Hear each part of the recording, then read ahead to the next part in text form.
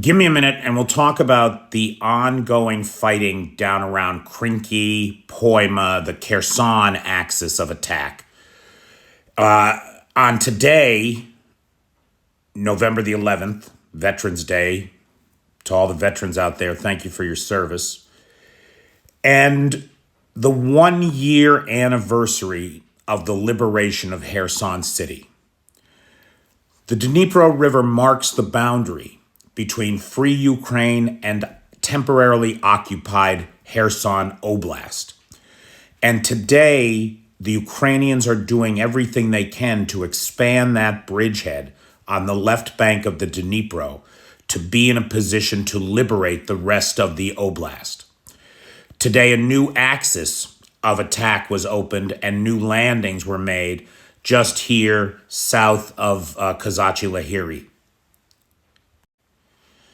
If we look at what the Russian telegram channels are reporting, heavy fighting is still going on in Krinky. The enemy, the Ukrainians, have already moved on to storm the forest belt near the village, which we wrote about earlier. The enemy forces managed to gain a foothold in the part of the forest that adjoins the southern outskirts of Krinky.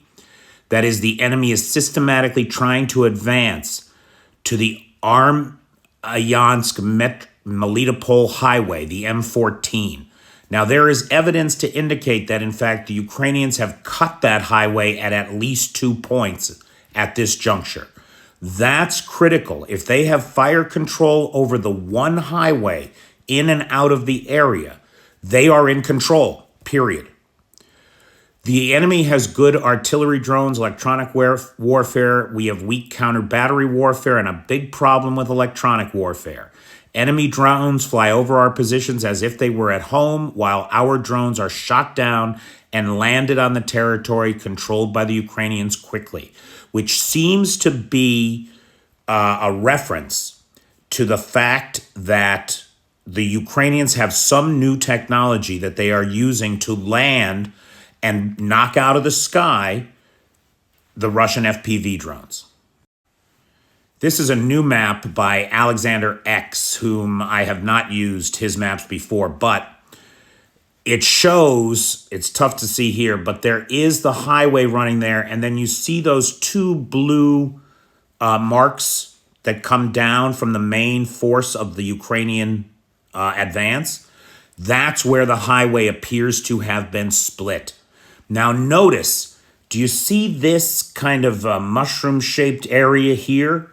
That's actually the only sand desert in Ukraine, and it's marked on this map as impassable.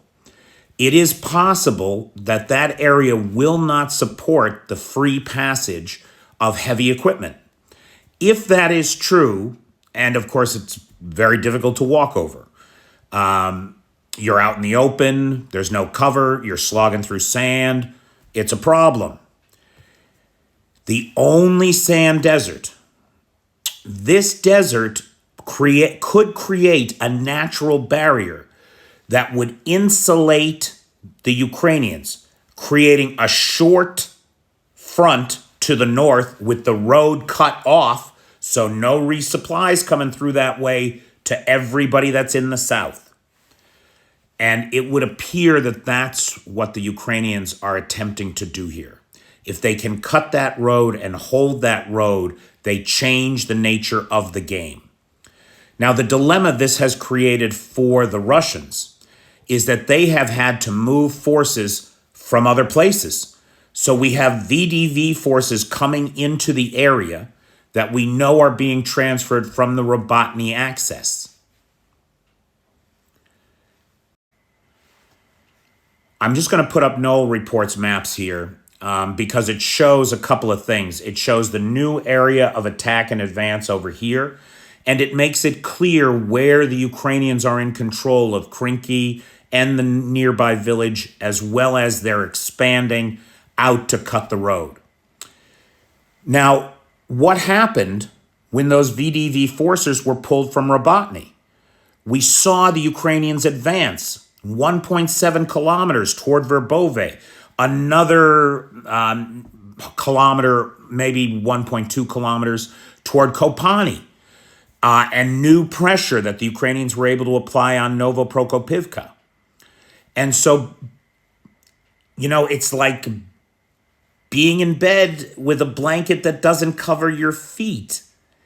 If you pull it this way to cover your feet, your arms are uncovered. If you pull it that way to cover your arms, your feet are uncovered.